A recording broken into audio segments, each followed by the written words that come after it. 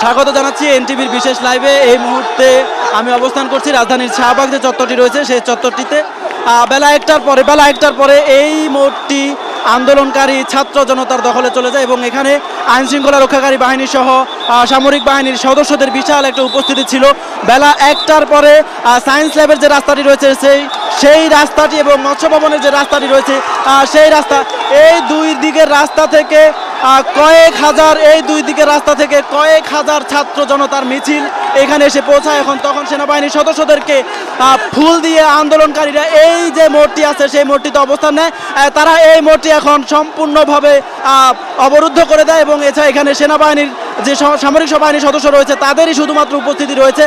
তারা আন্দোলনকারীদের নিবৃত্ত করার চেষ্টা করছে। এখানে আইন শৃঙ্খলা রক্ষাকারী বাহিনী পুলিশের যে সদস্যদের উপস্থিতি ছিল তারা এখন শাহবাগের যে থানা রয়েছে সেই থানার ভেতরে অবস্থান নিয়েছে। তারা আজকে আইন শৃঙ্খলা রক্ষাকারী বাহিনীর যে এখানে অবস্থানটি ছিল সেই অবস্থানটি এখন এই মুহূর্তে আর নেই।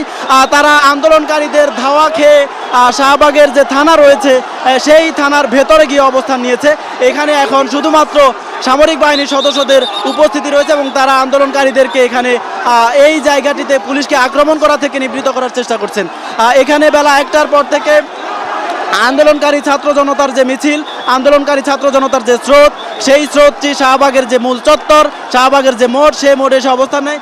আন্দোলনকারী ছাত্র জনতা বলছেন এখন তাদের যে এক দফা দাবি রয়েছে সেই এক দফা দাবি বাস্তবায়িত না হওয়া পর্যন্ত তাদের রাজপথের যে দখল, রাজপথের যে অবস্থান, সেই অবস্থানটি ছেড়ে যাবে না। তারা বলছেন যে বর্তমান সরকার যেভাবে শিক্ষার্থীদের উপর নির্যাতন করেছে, বর্তমান সরকার যেভাবে শিক্ষার্থীদের উপর হামলা করেছে, তারা বলছেন এই সরকারের আর ক্ষমতায় থাকার কোনো যৌক্তিক অধিকার নেই। তারা বলছেন যে এই সরকার যতক্ষণ না পদত্যাগ করবেন তারা ততক্ষণ পর্যন্ত তাদের যে কর্মসূচি, তাদের যে আন্দোলন, সেই আন্দোলন চালিয়ে যাবেন। তারা বলছেন তাদের আজকে মার্চ টু ঢাকা যে কর্মসূচি রয়েছে যে কোনো মূল্যে তারা সেটি সফল করবেন। এছাড়া বৈষম্য বিরোধী ছাত্র আন্দোলনের যে ডাক, বৈষম্য বিরোধী ছাত্র আন্দোলনের ডাকে আজকে কেন্দ্রীয়ভাবে শাহবাগে এবং শহীদ মিনারে তাদের অবস্থান নেওয়ার কথা ছিল। বেলা 10টার পর থেকে তারা শহীদ মিনারে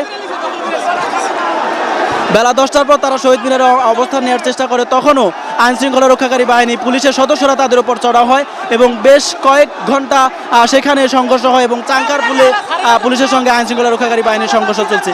কিন্তু এই শাহবাগ চত্বর যে রয়েছে, এই শাহবাগ চত্বরে পুলিশের যে অবস্থান ছিল সেই অবস্থানটি থেকে তারা সরে গেছে। তারা এই মুহূর্তে তারা শাহবাগের যে থানা রয়েছে সেই থানার ভেতরে অবস্থান নিয়েছে। এখানে সামরিক বাহিনীর সদস্যরা রয়েছেন, সেনাবাহিনীর সদস্যরা রয়েছেন, তারা অবস্থান নিয়েছেন।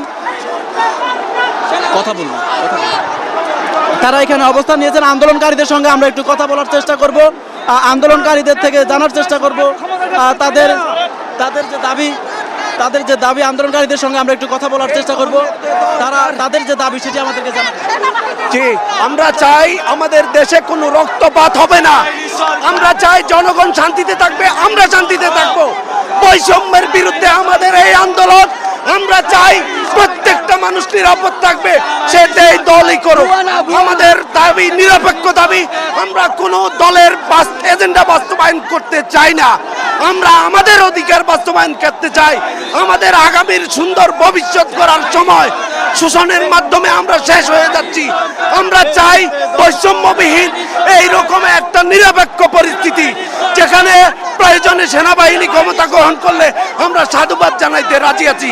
সুতরাং আমাদের আন্দোলনকে কারো এজেন্ডা মনে করলে এটা ভুল হবে।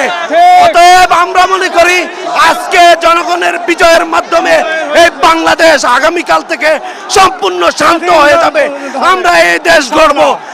আমি আহ্বান করব আন্দোলনকারী কেউ যেন কোনো সরকারি ভবন কিংবা কোনো গুরুত্বপূর্ণ স্থাপনা ভাঙচুর না করে সবাই শান্তির সাথে আমাদের এই বিজয় উদযাপন করি। আন্দোলনকারী ছাত্র জনতা যেমনটি বলছিলেন, তারা শান্তি চান, তারা সমৃদ্ধি চান, তারা নতুন বাংলাদেশ চান। তারা চান না কোনো ধরনের রক্তপাত, তারা চান না কোনো ধরনের হানাহানি। তারা বলছেন কোনো ধরনের সরকারি স্থাপনা যাতে কেউ ভাঙচুর না চালায়, কোনো ধরনের সরকারি ভবনে যাতে কেউ আগুন না দেয়। তারা শুধু বলছেন যে এই সরকারের পদত্যাগ ছাড়া তারা রাজপথ ছেড়ে যাবেন না। এই সরকারের পতন না হওয়া পর্যন্ত তারা রাজপথে তাদের যে অবস্থান সেটি ধরে রাখবেন। আজকে বিকেলে বৈষম্য বিরোধী ছাত্র আন্দোলনের যে কেন্দ্রীয় সমন্বয়করা রয়েছেন তারা এই শাহবাগ চত্বর এবং শহীদ মিনারে আসার কথা রয়েছে। তারা এই শাহবাগ চত্বরে এসে তাদের যে পরবর্তী কর্মসূচি সেটি হয়তো ঘোষণা করবেন। আজকে কারফিউ ছিল, সেই কারফিউর মধ্যেই ছাত্র জনতা, সামরিক বাহিনী, সেনাবাহিনী সহ আইন শৃঙ্খলা রক্ষাকারী বাহিনীর বিশাল উপস্থিতির মধ্যেই তারা শাহবাগ চত্বরটি দখল করে নিয়েছে। শাহবাগ চত্বরে তারা দাঁড়িয়ে তারা স্লোগান দিচ্ছে, তারা বলছেন তারা এখন যে বাংলাদেশ আছে তারা নতুন বাংলাদেশ বিনির্মাণ করতে চান, তারা নতুন বাংলাদেশ দেখতে চান, যে বাংলাদেশে কোনো ধরনের বৈষম্য থাকবে না, যে বাংলাদেশের কোনো ধরনের মারামারি থাকবে না, যে বাংলাদেশে কোনো ধরনের হানাহানি থাকবে না, যেই বাংলাদেশে জোর করে কোনো ধরনের আন্দোলনকে কেউ দমন করার চেষ্টা করবে না। তারা তেমন একটি বাংলাদেশ বিনির্মাণের স্বপ্ন নিয়ে এই শাহবাগের যে চত্বর সেই চত্বরে এসে জড়ো হয়েছেন।